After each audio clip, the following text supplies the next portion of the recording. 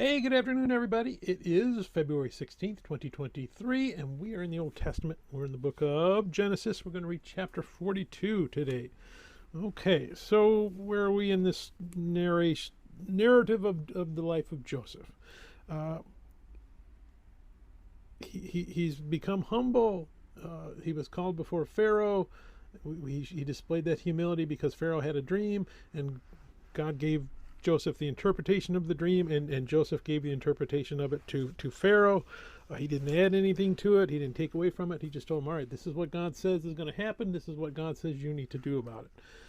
And God said, hey, you know what? That's exactly what I wanted you to do. And Joseph starts getting lifted up because Pharaoh says, you know what? The guy you're describing, I think you're him. So he puts Joseph in charge of this whole plan to spend the 7 years of good years storing up the food in preparation for these 7 years of famine that are going to come.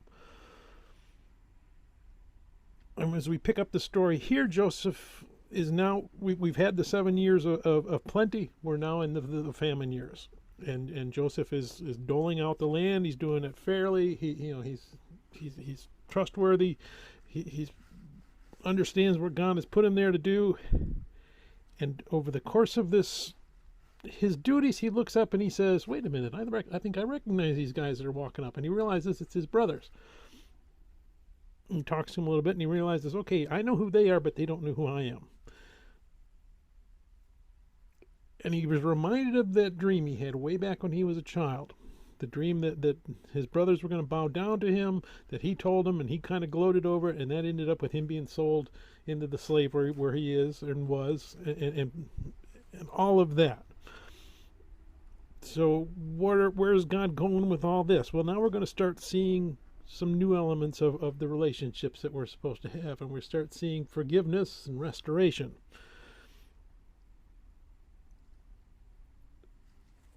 Is there some animosity between Joseph and his brothers once he recognizes who they are and they don't know him? I don't know. It doesn't really seem like it. It seems like he's just maybe kind of testing them to figure out what have these people become in the time since I last was with them, because it's been many, many years. And as he's kind of looking and trying to figure out who they are, he realizes, okay, they're talking Hebrew because they think I don't understand it, because they think I'm an Egyptian and I understand what they're saying. And he's listening to what they're saying and he realizes, wow, you know what? Ever since they sold me into slavery, it's been eating at them ever since. Eating at them.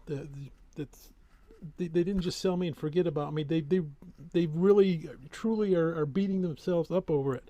And he does something interesting. He starts to weep. So he starts to realize, hey, you know what? That dream that I had way back when, it was nothing like what I really thought.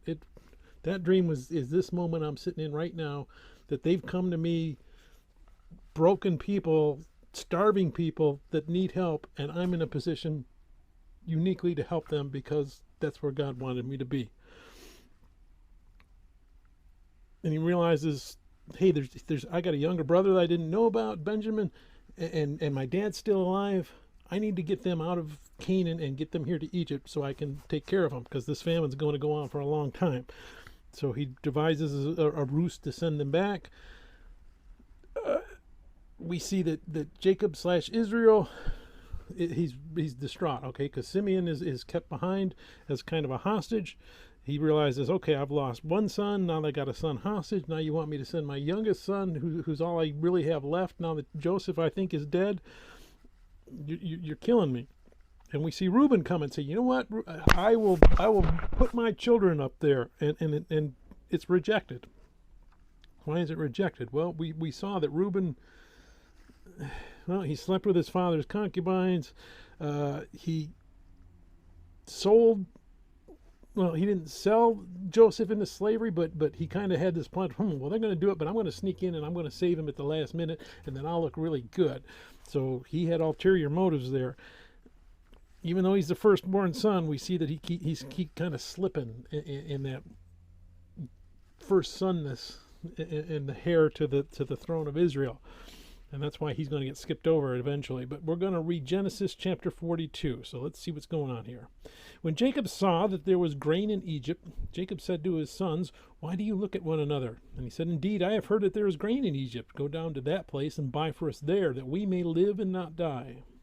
So Joseph's 10 brothers went down to buy grain in Egypt. But Jacob did not send Joseph's brother Benjamin with his brothers, for he said, "Lest some calamity befall him." And the sons of Israel went to buy grain among those who journeyed, for the famine was in the land of Canaan.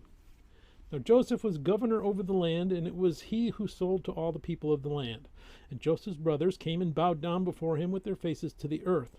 Joseph saw his brothers and recognized them, but he acted as a stranger to them and spoke roughly to them. And he said to them, "Where do you come from?"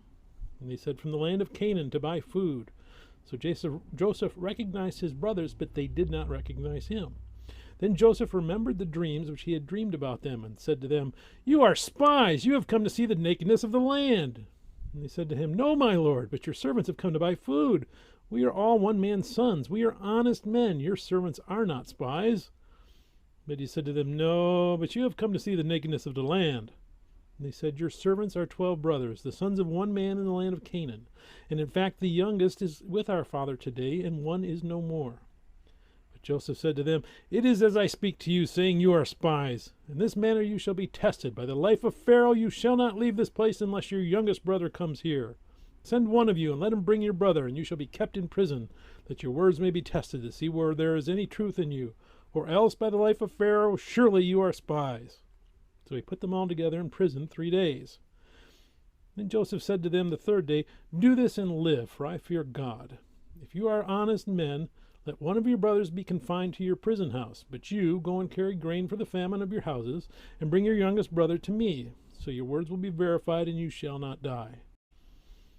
And they did so. Then they said to one another, "We are truly guilty concerning our brother, for we saw the anguish of his soul when he pleaded with us, and we would not hear. Therefore this distress has come upon us." And Reuben answered them, saying, "Did I not speak to you, saying, 'Do not sin against the boy,' and you would not listen? Therefore, behold, his blood is now required of us." But they did not know that Joseph understood them, for he spoke to them through an interpreter. And he turned himself away from them and wept. Then he returned to them again and talked with them, and he took Simeon from them and bound him before their eyes. Then Joseph gave a command to fill their sacks with grain, to restore every man's money to his sack, and to give them provisions for the journey. Thus he did for them. So they loaded their donkeys with the grain and departed from there. But as one of them opened his sack to give his donkey feed at the encampment, he saw his money, and there it was in the mouth of his sack. So he said to his brothers, "My money has been restored, and there it is, in my sack." Then they went to Jacob their father in the land of Canaan, and told him all that had happened to them, saying, "The man who is lord of the land spoke roughly to us, and took us for spies of the country. But we said to him, 'We are honest men, we are not spies, we are 12 brothers, sons of our father. One is no more, and the youngest is with our father this day in the land of Canaan.' Then the man, the lord of the country, said to us, 'By this I will know that you are honest men. Leave one of your brothers here with me, take food for your families of your households, and be gone. And bring your youngest brother to me, so I shall know that you are not spies, but that you are honest men. I will grant your brother to you, and you may trade in the land.' Then it happened, as they emptied their sacks, that surprisingly each man's bundle of money was in his sack. And when they and their father saw the bundles of money, they were afraid. And Jacob their father said to them, 'You have bereaved me. Joseph is no more, Simeon is no more, and you want to take Benjamin? All these things are against me.' Then Reuben spoke to his father, saying, 'Kill my 2 sons, if I do not bring him back to you. Put him in my hands, and I will bring him back to you.' But he said, 'My son shall not go down with you, for his brother is dead, and he is left alone. If any calamity should befall him along the way in which you go, then you would bring down my gray hair with sorrow to the grave.' May God bless the reading of his word. May God bless you. Bye.